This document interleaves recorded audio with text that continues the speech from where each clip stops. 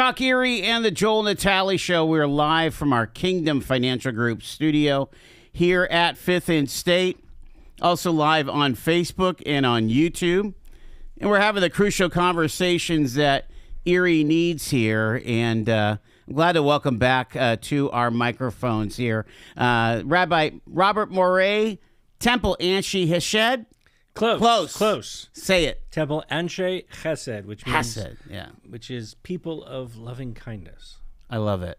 Where's the temple located now? Old Zuck and Zimmerly. Okay, this is the new location. Correct. Well, relatively. Last, 3 years or so? Well, we actually moved in 2018 Oh, wow. and opened the building officially in 2019. Fantastic. All right, so you've kind of been our go-to guy to understand the things of Israel. And, we've talked about history. We've talked about the current dilemma. And it's interesting how much the American psyche is driven by the 24-hour news cycle. Because you can go from, about maybe 15, 16 months ago, protests in UCLA, cops, storming, the tents and the things and clearing out. I mean, it was very much of a moment-by-moment, heavy-duty situation with the Palestinian protesters. You had the takeover of Columbia University. You had, people from places like Harvard and Penn, their presidents losing their jobs over testimony in front of Congress. And then here we are in November of 2025, and you don't hear anything about any of that stuff on the stateside deal. And meanwhile, there is a ceasefire, and it's quiet in Gaza. So I know it's a lot to ask, but can you speed us up on what has happened? Let's start with Israel and Gaza. So over the last, let's say, year, there have been a series of conversations and negotiations that ultimately ended with a ceasefire just a little over a month and a bit ago. And the most significant thing that came out of that was two parts. One, all of the Israeli hostages were returned. We are still waiting, I think, on one or two of the deceased hostages, but all of the living hostages have finally come home. There was an American in that group at the very end. There were right? a few, yeah. There were many Americans in that whole hostage experience, but there was at least one in that last exchange. Yeah. Wow. Yeah. Any Canadians that There were some Canadians, Israelis? And there were Canadians who were killed in the October 7th attacks, for sure. And then also, most significantly, was the sort of a withdrawal of Israeli forces to what they're calling the yellow sort of line, which is a sort of no man's land between where this yellow line is and where the border of Gaza usually is. Okay. And which means that the Israelis have pulled out of much of Gaza, which is both good and bad. Good because they are not involved in trying to orchestrate or administrate Gaza in any way. Bad in the sense that you had a vacuum, and initially we thought that there would be this multilateral force that would come in and help govern. That has not yet materialized.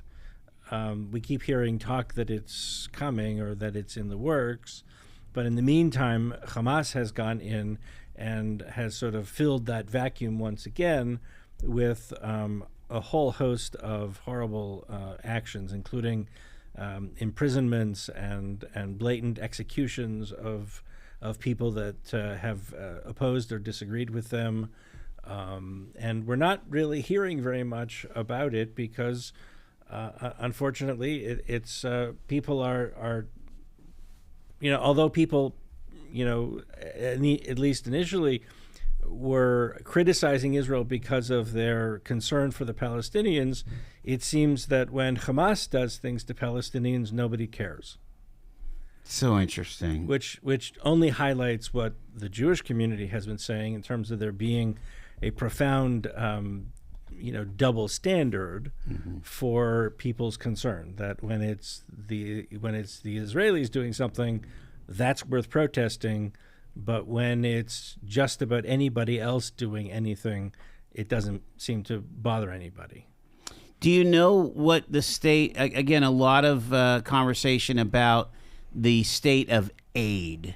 Do you have any idea of the whole aid situation there?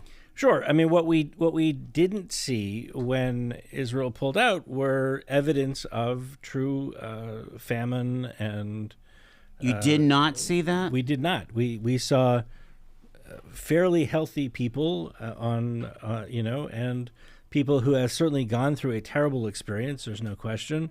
They have been displaced. They've had to move. A whole host of terrible, terrible things. But we did not see the kind of famine images that you would expect to see if there indeed was this full-scale large famine, as you maybe saw in Africa at different times, right? Those famine pictures of people, we don't see that. We see fairly well-fed, people who have been able to eat. And by all standards, there isn't any sort of famine happening, that food is flowing, aid is flowing. It is being, unfortunately, co-opted and kind of captured by Hamas in many instances. And Hamas then parcels it out based on their own leveraging of that aid in terms of wanting people to support them, etc. So that's another difficult part. I mean, the whole ceasefire was predicated on, number one, Hamas not having a role in governing Gaza, right? Hamas disarming and giving back the hostages, and yes, they gave back the hostages, but they've neither disarmed nor are they giving up their role as a kind of governing force in Gaza. And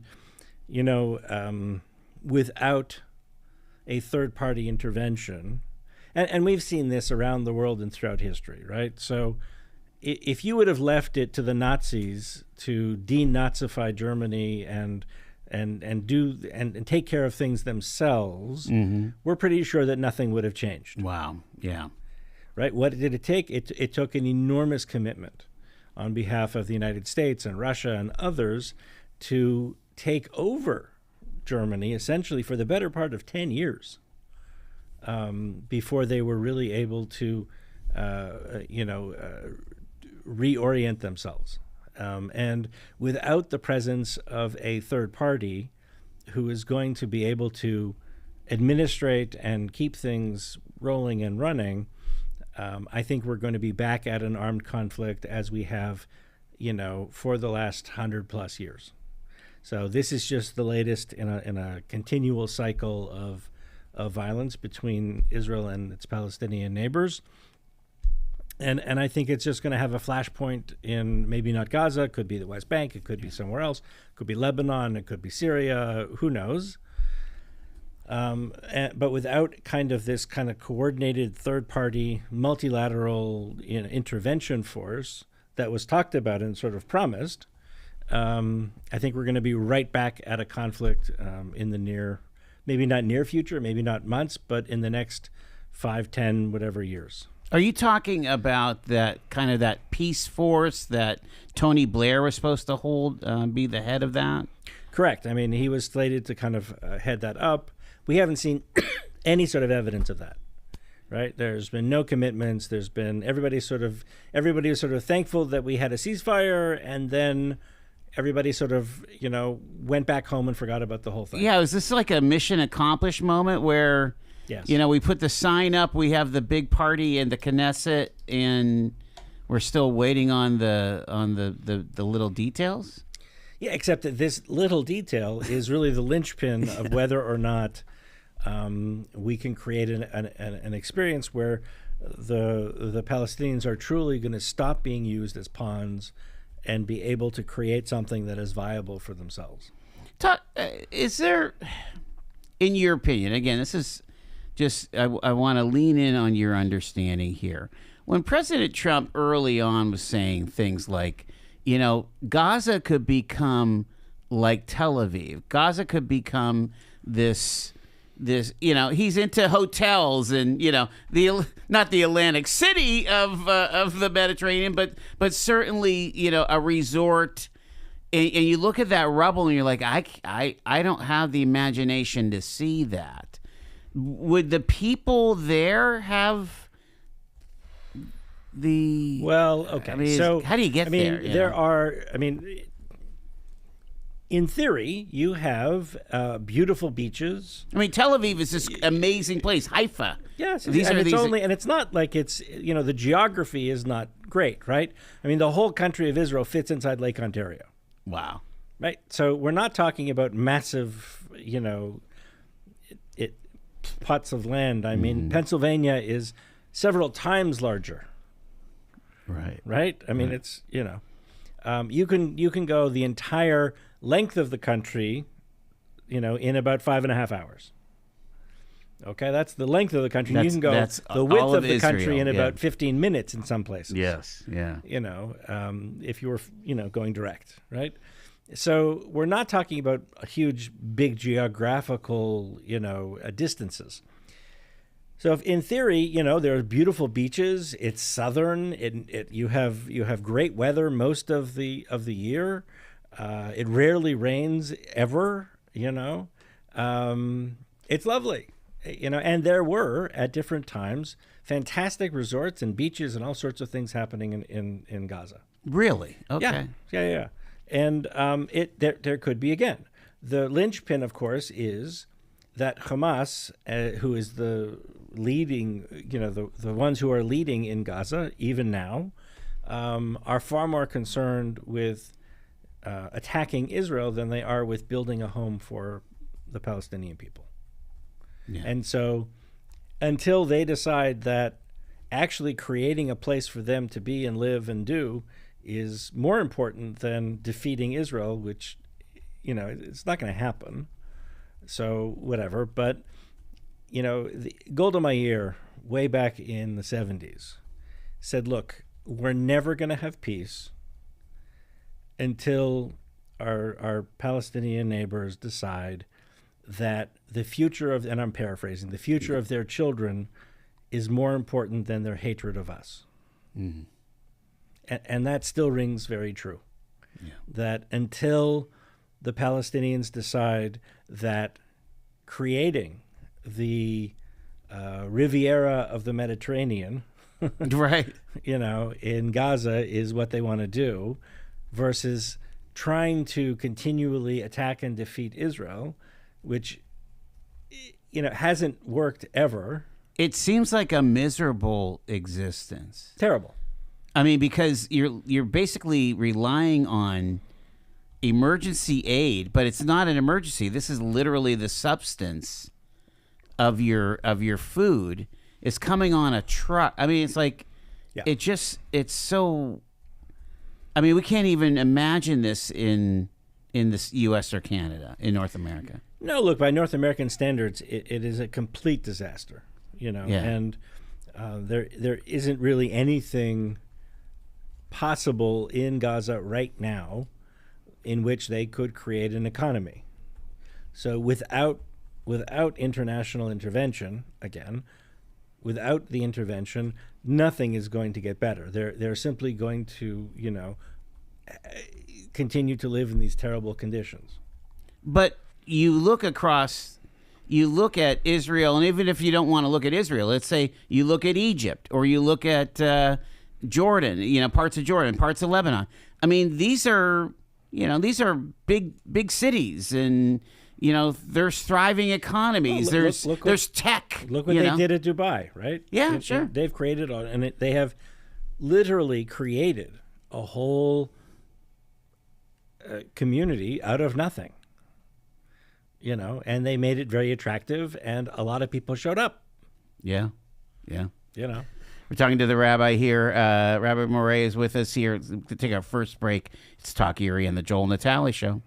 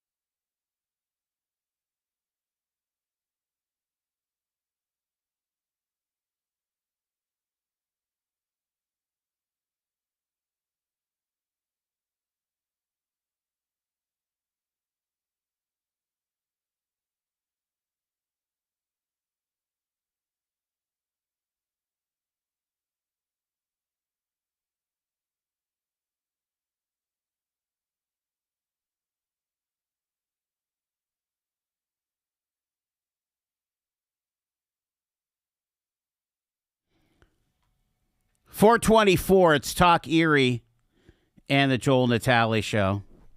Rabbi Morais is with us here. We're talking about what could be with Gaza, and let's stay with that for a second there. So you're saying that right now, some of the, I mean, this was a, what was it, 18 point, 20 points? Yeah. 20 point plan that they both, I don't know who signed off on it on the Hamas side. I mean, both Israel and Hamas signed off on the principles of this 20-point plan, but you have to sort of take with a grain of salt that everybody interprets things in their own different ways. Sure. And on both sides, I think that there are interpretations on both sides, and I think Hamas has historically interpreted things and done whatever they wanted to do with it. Right? They've signed peace agreements. They've signed many. I mean, there was already a ceasefire agreement between Israel and Hamas before the October 7th peace. Wasn't that from 2006 or something like that? Yeah. In 2006, Israel left Gaza entirely, but there have been two major escalations and wars in Gaza since, and there have been these agreements in place, and the agreements have essentially been ignored. And the media, even now, the media is so biased in its reporting, right? So they say Israel bombs Gaza, whatever. And you have to read 3/4 of the way down through the article to see that Israel was actually responding to being attacked by Hamas. Yeah. Well, I mean, no. The headline is Hamas attacks Israel and Israel responds. Right? Like, it's not. So the media is so biased, and so in general, sees Hamas as kind of the underdog and the freedom fighter. They're the oppressed. Right. And while the IDF is the oppressor, but what we see with Hamas and what they're doing is they're oppressing their own people, right? And they're murdering their own people, and they're falsely imprisoning them, and they are accusing them of all sorts of different things. I can't imagine that is copacetic according to religious beliefs in Islam and in the Quran to go after your own people, to use your own people as human shields, I mean, I can't speak for Islamic belief sets. I am not an expert at all. That is far from my professional bailiwick. Sure. But I can't think of any faith that would, with good conscience, advocate for this kind of violence and death. Yeah. I mean, I just. So what do you think we should watch out for as far as over there? I mean, should we be looking for this multinational coalition peacekeeping force? Well, I certainly hope that this comes to some sort of fruition, because otherwise we are truly just going to be back where we were last year, right? It's just going to cycle. Unless Hamas is rendered neutralized in terms of its power base, we are just going to be back at it, right? So the only way to affect real and significant change is with an outside catalyst, right? I mean, it's the simple rules of physics, right? Something keeps going the way it's going unless it's acted upon by something else. Right. I've got like a minute. I want to ask you about Prime Minister Netanyahu. Now that we have this ceasefire, again, there's got to be a day of reckoning when it comes to how did October 7th happen, the lack of intelligence, some of the mistakes that were made, and so on. Do you think that that's all going through? I think we're still a ways from there. Yeah. I think, and I don't know how much appetite the Israeli population has for that. I think that they are simply going to. There will be this inquiry, and I'm sure they'll come up with some findings and whatever. I don't know that there's going to be unless they uncover some radical, nefarious plot. But Right. Yeah. Is there still a hostage square? Or did they finally release there is, that? although they just disbanded the support organization. So We've got the rabbi with us here. Stand by for news. More after that.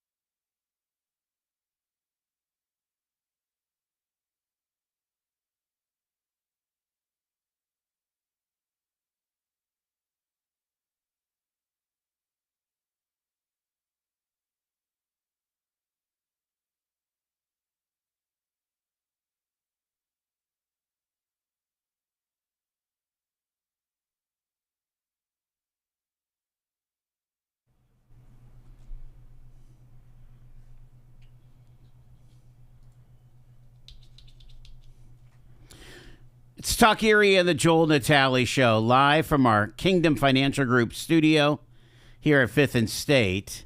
also live on Facebook and YouTube. Rabbi Robert Morais is with us here. We're talking about the issues of Israel, Gaza, anti-Semitism here in North America, and I want to put a bow on our focus on the Middle East there. What are they saying about rebuilding Gaza? I mean, it's gonna cost billions and tens of billions of dollars, Right. So they're really depending and they're hoping on this multinational force and outside investment from some of the various participants of the Abraham Accords to begin investing in Gaza. And essentially, again, I think they're also waiting to see, is this viable? Right. Can we actually, do this? I think the tragic mistake they're making now is actually leaving it with a vacuum. I think they should have had this force, created this force, and gone in immediately following the Israelis, and not let Hamas sort of begin to reestablish power and take over and all the rest. Was it smart? I mean, do you think it was smart for the IDF to just pull back, or as opposed to being an occupying force, or they would have been dealing with guerrillas and insurgents? Well, we learned a lot over the last 50 years or so in terms of being a trying to be a civic police force. And an army makes a very poor civic police force. We know that. Yeah. And so it just puts Israeli soldiers in jeopardy. It creates animosity. It really is not any kind of solution. So, but I think that they could have gone in almost immediately with this multinational force and actually created some change. But whether they can do that now or not, or whatever, or when, I don't know. But they need to do it fairly soon. Otherwise, we're going to be right back at an armed conflict within a short period of time. All right, let's move back to North America here. And again, like I said, 15, 18 months ago, it was horrific. The number of protests, the Students for Palestine, literally you had Jewish students on our major campuses, Ivy League campuses, not able to go to class, being harassed in the quad. You don't hear too much about that anymore. Is it just because the media has moved on to something else, or is it not happening anymore that you know of? Well, I think the media hasn't, by and large, moved on. I know it is happening, and that conflicts are happening. There was a major conflict in Toronto just a couple weeks ago. Oh, wow. Where they actually physically attacked a Jewish student center, and there was some physical violence that went on, and it's happened in other places, and it's happened in microaggressions. Yeah. And I think that there is a profound discomfort for the average Jewish student on our college campuses, and Jews who choose to be proud of who they are and what they stand for are being attacked for what they believe. This is happening, in little ways in dorms and fraternities and sororities and on campuses and campus groups and things like that, where, the Jewish Student Union or the Jewish Student Group is not allowed to meet, but, because of their political nature. But that's truly not what Jewish student life on campus is about, and yet they're feeling that. So I think it's still very much happening. I know that the incidences of anti-Semitism have exponentially grown around the country. We've seen attacks at Jewish centers. We just saw one in New York. A synagogue was attacked. And essentially, the mayor-elect of New York, who is definitely not a Jewish supporter, sort of said, well, they shouldn't really do it, but then again, they're promoting genocide. So what do you want us to do? Kind of a thing. Well, that's really not much of an answer. No. Yeah. The whole concept of globalizing the intifada. Which essentially not a good sentiment. is code word for the destruction of Israel. Yeah. Tell me about the lived experience of your young people that are either attached or adjacent to your congregation. So we have, numbers of kids who are in colleges, and they are some are very uncomfortable. Even around here. I mean, not necessarily in Erie per se. I think our local colleges, including Allegheny and Barron and Mercyhurst and Gannon, first of all, have very, very low Jewish numbers. Right. Okay. Right. So it's a handful. Allegheny probably is the largest Jewish population of all of those local universities.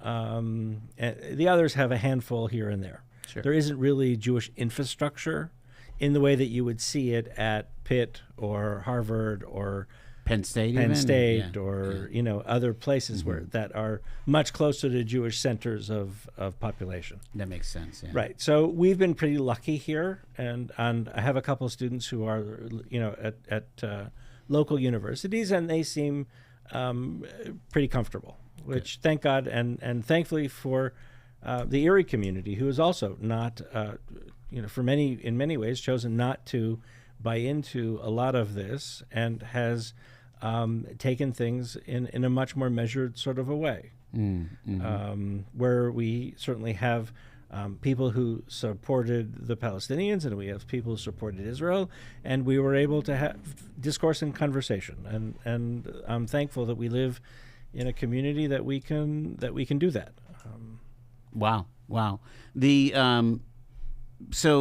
you're saying that at some of the larger universities, even in Pennsylvania, they're dealing with some of this, like you say, either microaggressions or actual. Yeah, there's actual stuff happening, in either communities in Pittsburgh or Philly or places where you have much larger Jewish presence. Right. That makes a lot of sense. So how then? I mean, again, we can only be responsible for our own community, like you say. We did have a couple of it seemed like we had some smallish demonstrations here in Erie, but you're saying that they were basically civil or what have you. Is that the key to continue to have dialogue? I mean, look, there's very little value in talking to yourself. Right. If you are truly interested in grappling with an issue, it's important to listen to people who oppose what your position might be.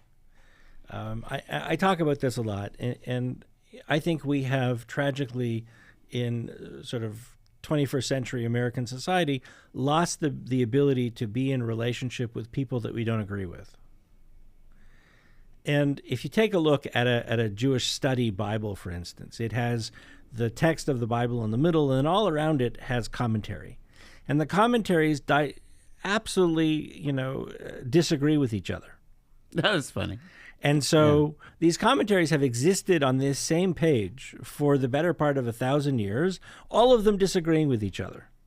And if that can occur, then I think, it's important that we take a page from that and understand that I can have conversations and I can have relationships with people that I disagree with. Mm-hmm. But unless I have those relationships, unless I have those conversations, we're never going to get to any sort of real understanding of these issues. What about, again, this is I think it's not controversial to say it's a majority Christian nation. Even this community here seems to be a Catholic community, right? Sure. I'm not saying anything off the wall here.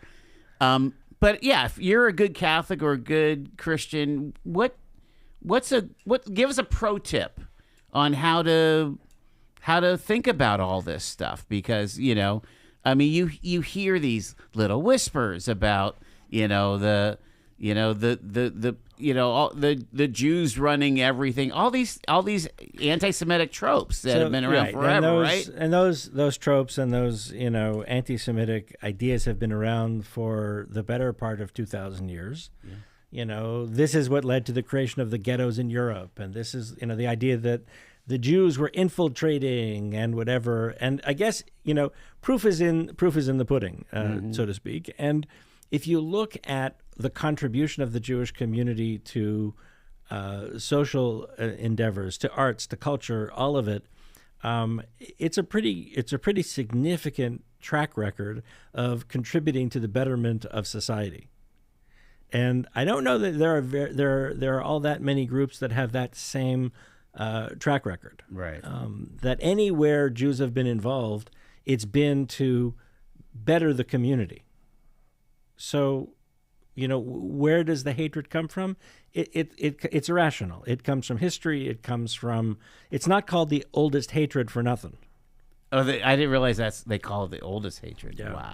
Wow. And it really does stem back all the way to early, sort of early Christian theologies of Jesus coming to replace the relationship between God and the Jewish people, and then the Jews saying, we don't really believe that, thanks. Yeah. But we're going to continue to do our thing. And then all of these, sort of hatreds were fostered and continue to be fostered over and over again throughout history. Do you think that there's just a lack of understanding about all that with your Christian friends, or are they naive? I feel like I'm naive about all this. I don't think it's naive in a negative sense. I think it's simply, I don't think it's something that people have spent a lot of time thinking about. Yeah. And just so kind of motoring along with their lives. You go along, whatever, and you don't really think so much about, whatever. And then you hear these anti-Semitic tropes or these ideas, and you sort of accept them. Okay, that must be what it is. And I think that people would do well to, get some further education in terms of who and what Judaism really is, or what Judaism really says, and really kind of reject some of these really off the wall concepts, because they're not based on anything. Because look, I'll tell you this very clearly: if the Jews ran the world, we'd probably make some other choices. I mean, come on. Right? Yeah. I mean, right? Yeah. Why? I mean, Yeah. If we ran the entire financial system, don't you think, I'd drive a different car if I ran the whole financial system, right? I mean, it's a ludicrous assumption. Yes. It doesn't make any logical sense. But it's amazing when you look at history, people like Henry Ford got sucked into something like that. They all did. Henry Ford, George Eastman. I mean, and then you had this compared to, some of the larger Jewish industrialists, Rothschild and a lot of these guys. It's astounding. Last comment. Do you think that I mean, it's going to take some courage, I think, from the international community and money to really step up and maybe make a turn for Gaza. And while you're at it, you might as well start working on the West Bank and, or we call it Judea and Samaria, right? I mean, it would be great for Israel to be able to live in peace and just thrive. It's been thriving in spite of all the threats. Right, and it spends a huge portion of their gross domestic product on defense and combating this. And still, Israel is one of the world's absolute leaders in innovations and startup and medical advances and technological advances and the creation of new technologies and all of this. I mean, it's truly astounding to see what goes on, and that sort of despite all of this. Can you imagine what would happen if we could spend most of our energies and efforts in making the world a better place? Yeah. Rabbi Robert Morais, thank you. Temple. Anshe. Hesed. There you go. Thank you. Appreciate it. You're welcome. Thank you for having me. You got it here. It is 4:50. Stay with us.